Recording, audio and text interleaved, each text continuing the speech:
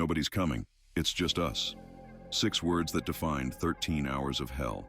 On September 11th, 2012, militants attacked a U.S. diplomatic compound in Benghazi, Libya, killing 4 Americans, including U.S. Ambassador Chris Stevens. But this isn't a story about politics. This is about what happens when ordinary men face impossible odds and choose to fight anyway.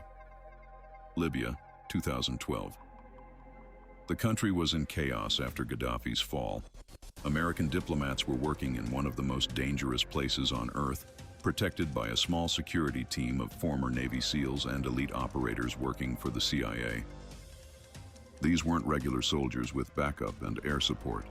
They were contractors, 6 former elite military operatives responsible for protecting American lives in hostile territory. Men like Glenn Doherty and Tyrone Woods, both former Navy SEALs who had already served their country and could have stayed home safe. September 11th, 2012, 9:42 p.m. local time. Hundreds of armed militants swarmed the diplomatic compound. The small security detail was instantly overwhelmed. Ambassador Stevens and his team were trapped. 1 mile away at the CIA annex, the 6-man global response staff team heard the gunfire. They wanted to help immediately, but they were told to wait. Stand down.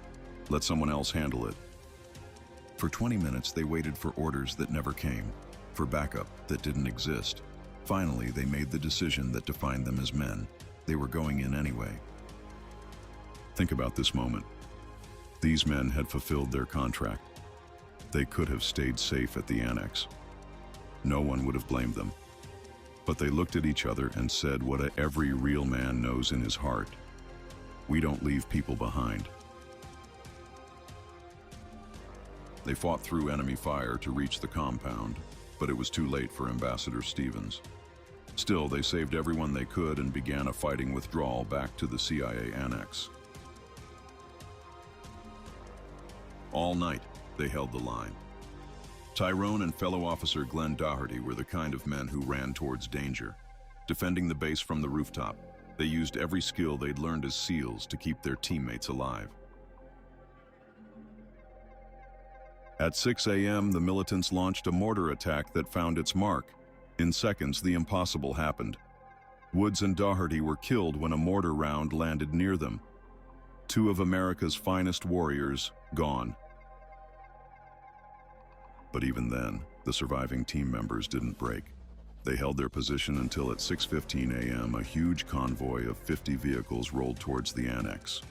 Finally, the rescue that came too late for some, but just in time for others. 4 Americans died in the attack: Ambassador J. Christopher Stevens, Information Officer Sean Smith, and 2 CIA operatives Glenn Doherty and Tyrone Woods. But because of 6 men who refused to abandon their post, many more lived.